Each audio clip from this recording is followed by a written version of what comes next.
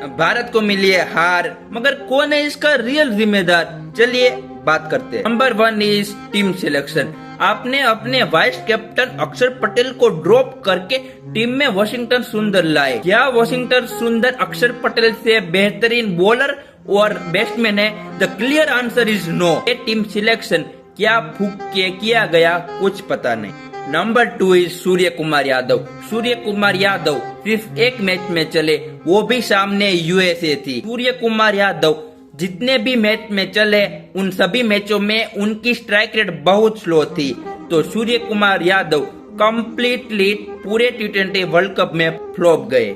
And number 3 is Abhishek Sharma और तिलक वर्मा। ये दोनों में से किसी एक को ड्रॉप करना जरूरी है। संजू सैमसन टीम में लाओ, क्योंकि इतने सारे लेफ्टी हो जाते हैं तो सामने वाली टीम पहले ही ऑफ स्पिनर लाती है और हमारे एक लेफ्टी को आउट कर देती है। प्लीज गौतम गंभीर सर, एक राइटी बैट्समैन लाओ टीम में, क्योंकि इतने सारे लेफ्टी अब नहीं चलेंगे।